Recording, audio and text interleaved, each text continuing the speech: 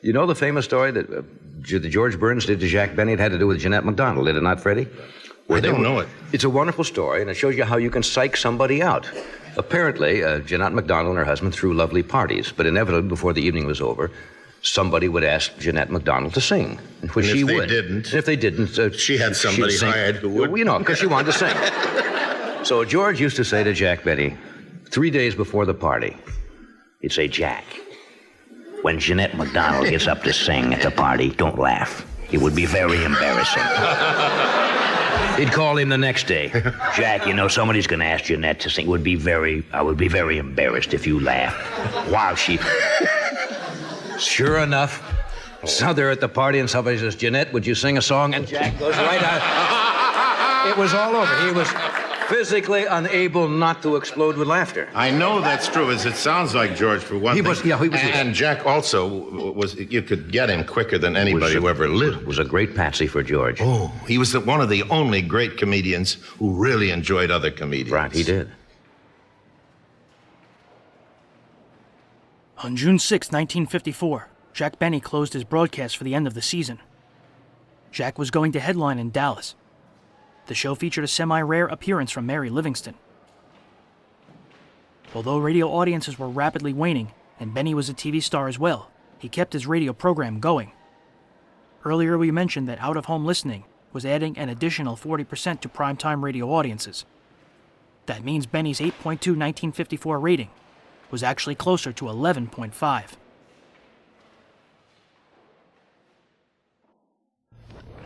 The Jack Benny Program, transcribed and presented by Lucky Strike. This is Don Wilson, friends. There in Words and Music is the story of Lucky's better taste. It's toasted. A Lucky tastes better simply because it's the cigarette of fine tobacco, and it's toasted to taste better. It's toasted. The famous Lucky Strike process brings Lucky's fine tobacco to its peak of flavor, tones up this light, mild, good-tasting tobacco to make it taste even better, cleaner, fresher, smoother. That's the Lucky Strike story, pure and simple. Remember that, friends, the next time you buy cigarettes. And make it a carton of better-tasting Lucky Strike.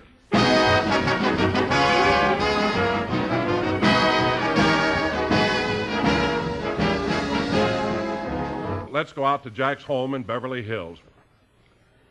Have you got everything packed, Rochester?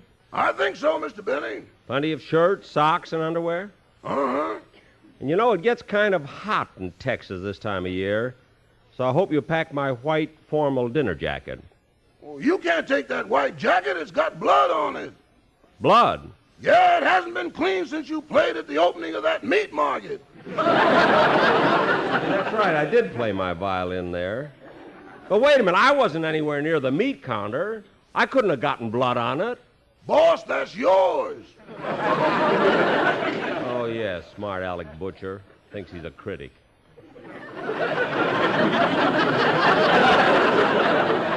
What does he know about the violin anyway? I played very well. What are you laughing at? That was the first time I ever saw pig's feet walk out by themselves. Oh, stop being so smart and finish my packing. Yes, sir. By the way, Rochester, there's the door. I'll get it. It'll be nice appearing in theaters again, playing to all those smiling pork chops. Faces. Gotta stop working those meat markets. Coming. Hello, Jack. Oh, hello, Mary. Come on in. Okay. I'll leave the door open. Everybody will be dropping in to say goodbye. Say, Jack, the reason I came over a little early is that I wanted to ask you to do me a favor. Certainly. What is it? Well, you know, Dallas has one of the finest department stores in the country, Neiman Marcus. Uh-huh. And I'd like you to go over there for me. I'll be glad to. What do you want me to buy for you? Nothing. Just see if they have an opening in the stocking department. Wait a minute. You mean you can't get your old summer job back at the May Company? Yes, Jack, but I thought if I worked down in Dallas, I might meet one of those oil millionaires and marry him. Now, wait a minute, Mary. If you'd become some guy's wife just because he has money, why don't you marry me? Jack, I don't want to just look at it. I want to spend it.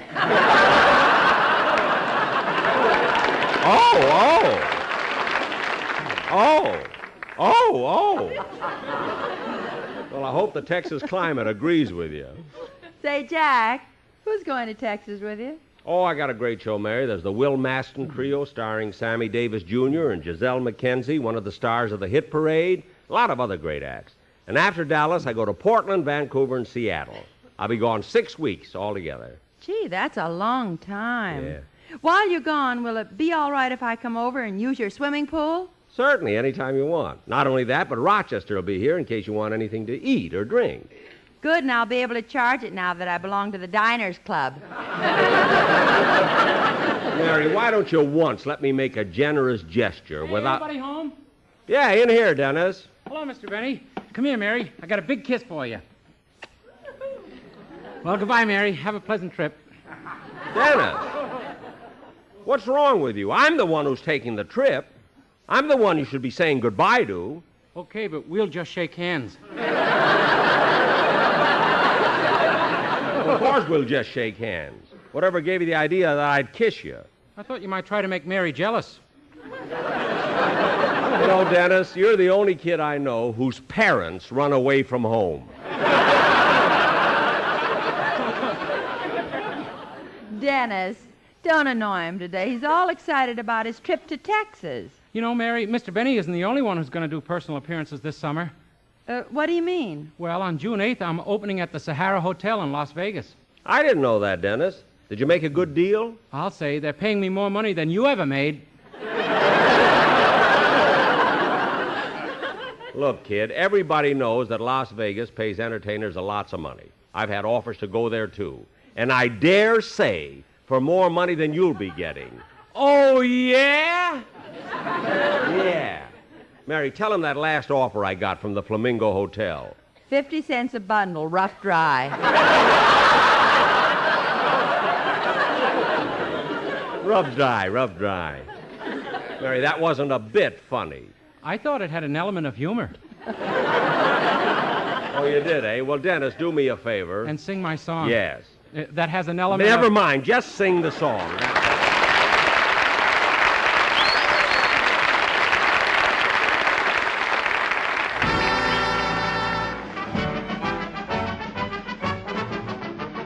An Irishman will steal your heart away. I remember one script where I went over to Jack Benny's house and I sang the song, which I usually had to do every week. Sing the song I was going to sing on the following Sunday's program. And I went over there and I sang the song, and after I had sung it, Jack says, "Dennis, that'll be fine." And I said, "Well, thank you, Mr. Benny, and I got to go now." And he showed me to the door, and as I was about to leave, I turned and I said, "Goodbye, Mr. Benny, and have a nice trip." I left, of course. He went upstairs, and he was halfway through packing before he realized he wasn't going anywhere. You know, these are the silly type of things. There was another one I remember where in the body of the show, I had done something very frightening to Jack because he had another singer on the program, and I was very jealous, and I was mad. So what I was doing, I was hiding in the bushes in his home at Beverly Hills, and I was throwing rocks with notes attached through the window. And he would read them, you know, and it'd say, "You are next," and this type of thing. You think you can get away with it, but you can't. And all of this. Well, sure enough, I was caught by the police in Beverly Hills. At the end of the show, in the tag, he calls everybody out, and he called me out for a bow, and he said to me, "Dennis, what you did to me in the show tonight, frightening me the way you did, gave me an eerie feeling." And when I heard that, I said, "What did you say, Mr. Benny?" He says, "What you did to me gave me an eerie feeling." And I said, "Gee, Mr. Benny, that's where I was born." He said, "Oh, Erie, Pennsylvania?" I said, "No, Feeling, West Virginia." Now, that's a lousy joke, but I could get away with it. That's not really a bad joke. Character that I played. It's not that bad a joke, actually. Yeah. An Irishman will steal your heart away. The German man is steady. Ach, the German man is smart. For he comes around and around again to win the Fräulein's heart. But you can lose him easily and make him hide his face. When he comes around to see you, tell him, This is not the place. An Irishman will steal your heart away. He'll be devil you and beguile you with his hullabaloo ballet. When that rogue turns on the brogue, your heart will go astray. Oh, an Irishman will steal your heart away.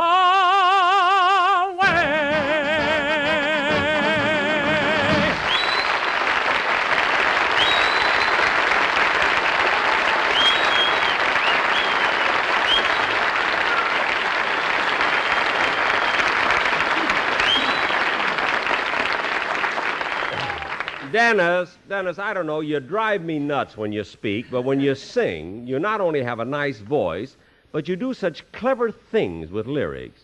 You're just wasting your time with those compliments. We're still just going to shake hands.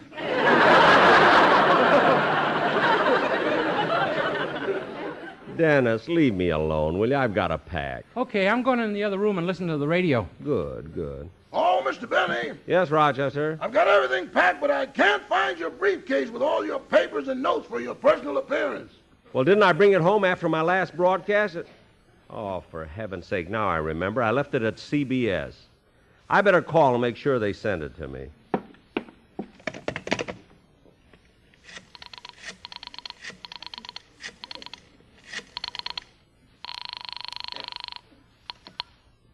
Hello, CBS, the star's address. What? Well, I'll see if I can get it. Hold on, please.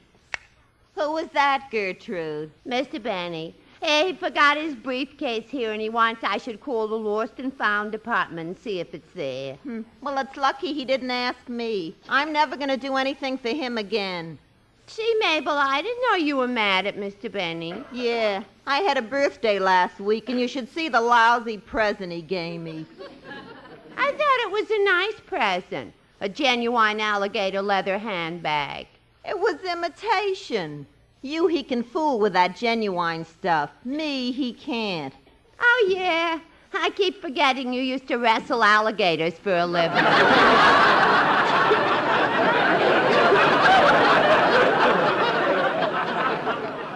Yeah.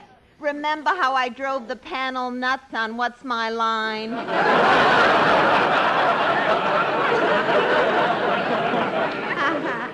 I got no grudge against Jackie. He's been very nice to me. In fact, last Friday he called me and invited me to a masquerade party on Saturday. Did you go with him? Yeah, I went as Charlie Chaplin. I put on baggy pants and a derby and painted a mustache on me. You painted a mustache? Yeah. It's a shame he didn't let you know a little sooner. You could have grown one.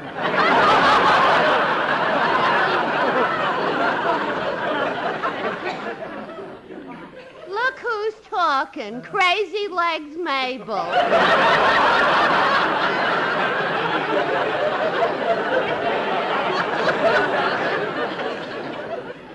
Gertrude, I can't understand you. Why should you waste your time on a man like Jack Benny? Because he can do me good. He has a lot of influence in Hollywood. After all, it was him who got me the part in that movie. Some part. An octopus in the sea around us. You're just jealous because he happened...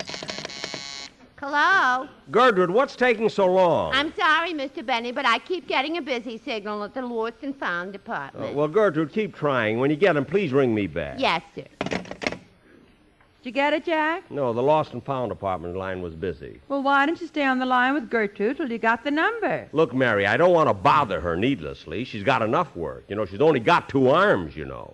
That's funny. I saw her in a picture and she had 8. That was just makeup. She used the same makeup man, you know, that Lon Chaney had. Hello, is anybody home? Why, Mr. Kitzel!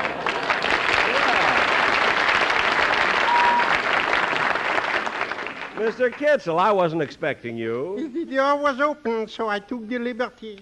Oh, I'm glad you found time to come over and say goodbye to me. Oh, I even brought you a little farewell present, a cake my wife baked. Here. Oh, isn't that cute, a cake? On the top it says, Bon voyage. This I wrote myself. If you look at the O's in Bon Voyage, you'll see that they are bagels. Well, I'll be darned. Thank you very much, Mr. Kitzel. You know, Mr. Kitzel, I haven't seen you for such a long time, and you look just wonderful. So healthy and tanned. Yeah, this is because of my new job. This summer, I'm a lifeguard by the beach. Yeah, I didn't know that. That's surprising. I thought you knew I was a lifeguard. Didn't Dennis Day told you? No. How would Dennis Day told me?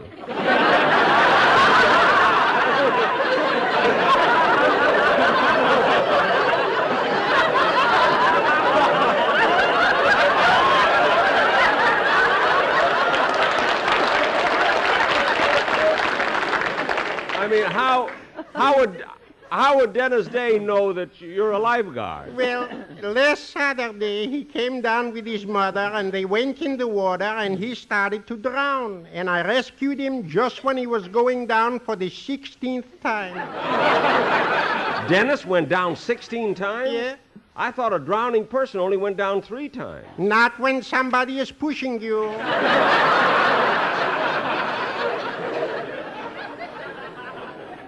You mean his mother?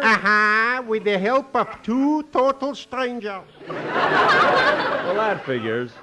Well, I got to be running along. I got to see my cousin who just arrived in town from the east. Your cousin? Yeah, haven't you heard? Fine gold is here.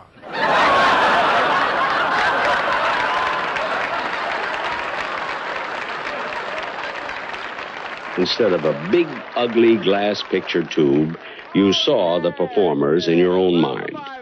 You painted your own big-as-life version of each moment with that loving, creative brush we call imagination. Gosh, Mary, I wish they'd call me back about that briefcase. I'm really worried about it. Was there any money in it? No, I didn't have any. Say, that reminds me. I better get some money for my trip. Excuse me, Mary, I've got to go down to my vault. Say, Jack. Jack. What? Can't I go with you just this once? No, I'm sorry, Mary. Not that I mind, but you might startle my guard, Ed.